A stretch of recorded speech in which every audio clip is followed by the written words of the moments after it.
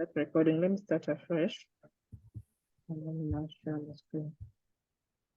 Yes. So as I was saying, as Rosa has said, when you wanted to invest in the CBK, you first of all had to be in a town where CBK has a physical branch.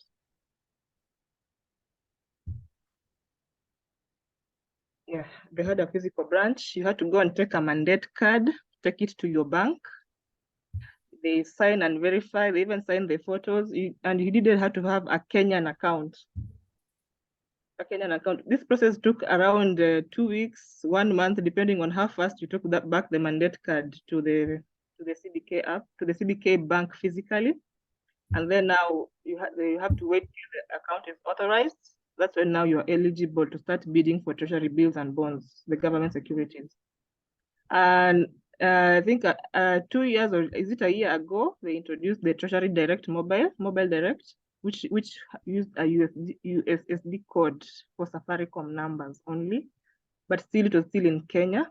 Although it made the process easier because now you could bid, roll over on your phone, it was still a bit, it really, yes, it helped at least, really, but you still needed to go and do the physical signing of forms on the CBK website. And at least now using the TMD, you could place bids on your own and introduce on your own, but still go to the CBK to make physical payments or pay through the bank.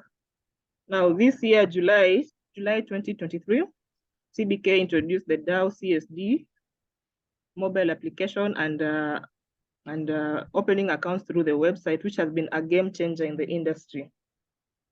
So how to open an account on the CSD, on the Dhow CSD? You first of all go to the website, as Eric had done, or you went to download it on your mobile phone. It's available on Google Play Store or App Store.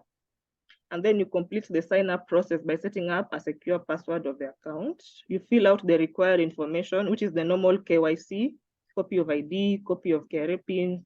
You nominate your bank, you nominate your broker if you wish, or yes. But now this process takes 7 days. You have to, the day you start, you have to finish it within 7 days. So I think, Eric, you need to confirm if it is more than 7, you need to start afresh. You must upload all your documents from day 1 to day 7 so that it is complete.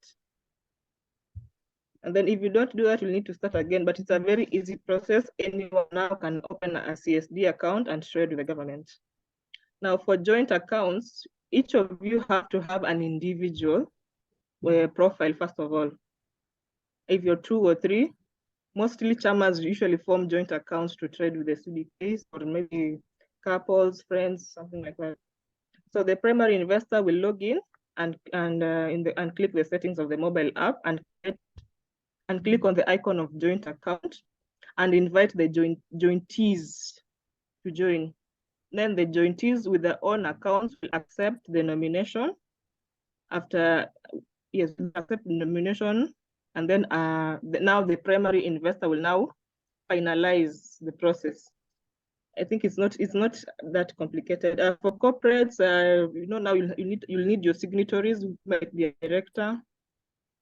The primary signatory is the same as the joint account, where the primary signatory logs in, creates and nominates the other signatories if there are 2 or 3, and then they accept. Then the mandate also, if you want it to be 2 or 1, the same way as the joint account.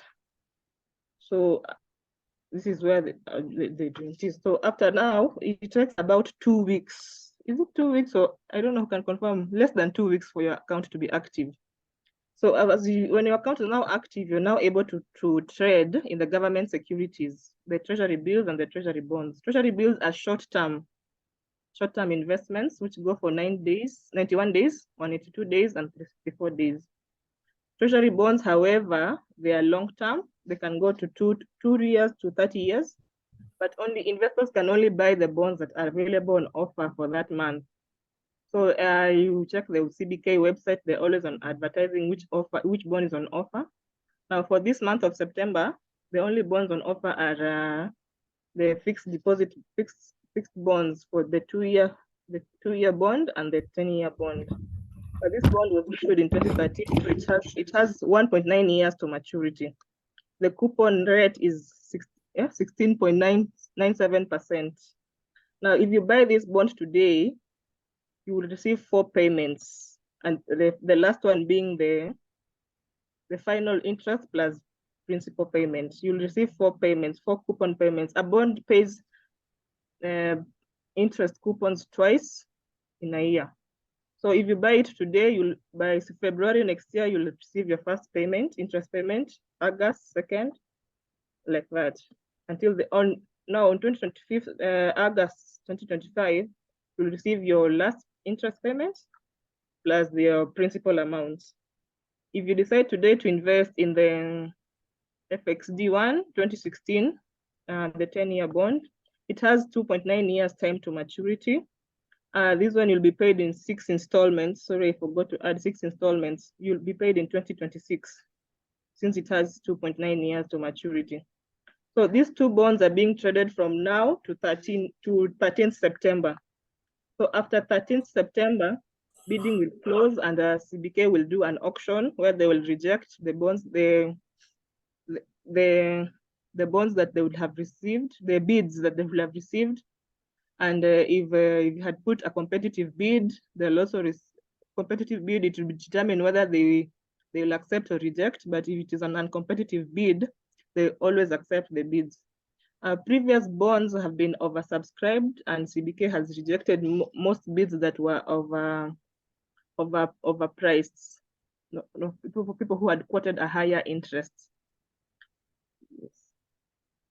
So once you have the CDS account, you are able to bid these bonds on your CDS account, and then they'll on 14th is when they'll give you the auction results and the amount that you're able to pay through your nominated bank account to CBK. So now you see, now bonds are usually long-term investments, and first of all, I think I should say, maybe I should have said here, they're reopened because the government is seeking to invest, is looking for 35 billion. That's why they've reopened these bonds. So when they reach their target, they're able to reject other oversubscribed bonds. And if they don't reach their target, they're also allowed to reopen the bond further on to collect more money. Oops, sorry about that.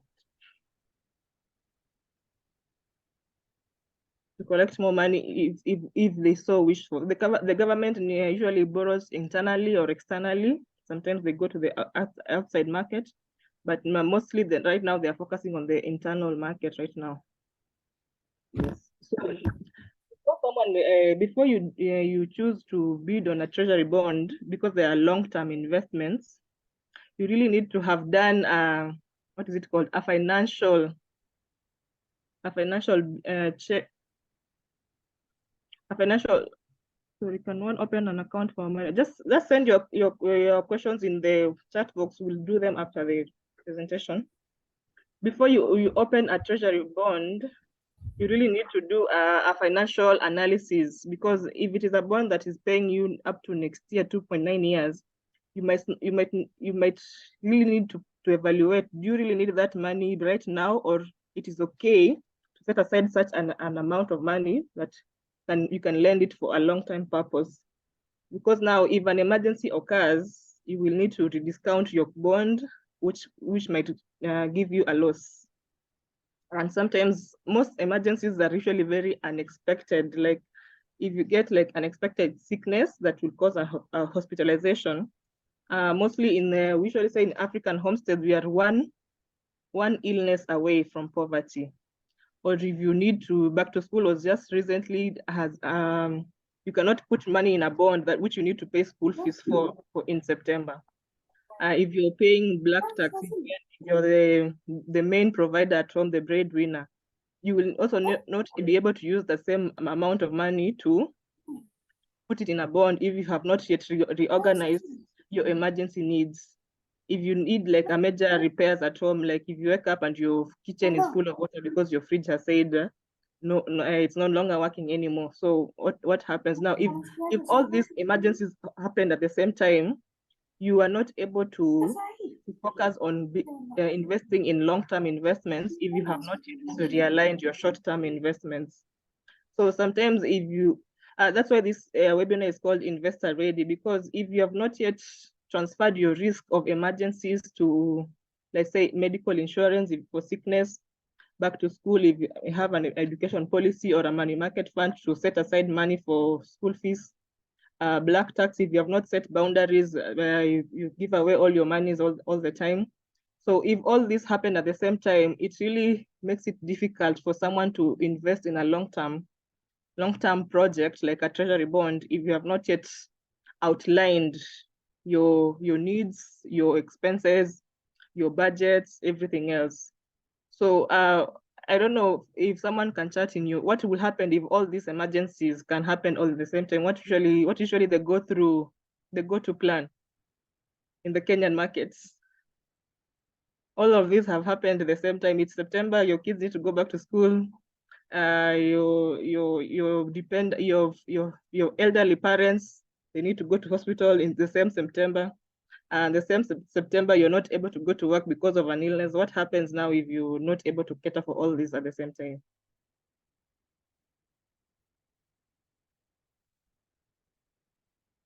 Yes, WhatsApp group. Yes. I wait a miracle. Yes, Deborah. Uh-huh. Volume. You're not able to hear me, Moses?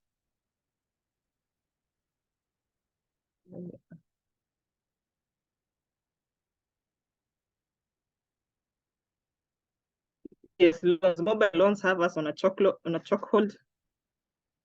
Mhm.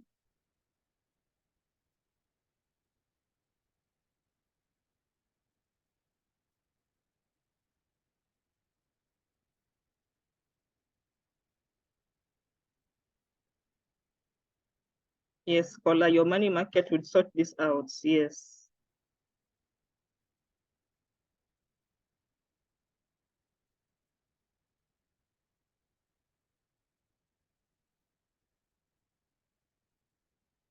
Yes, anybody else?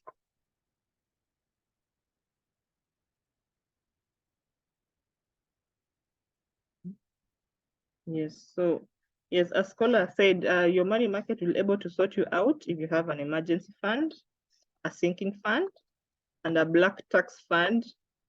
And you can also add a fund for, like, now December is coming. You want to go to Mombasa. It's something that it's not an emergency, but sometimes people use it as an emergency.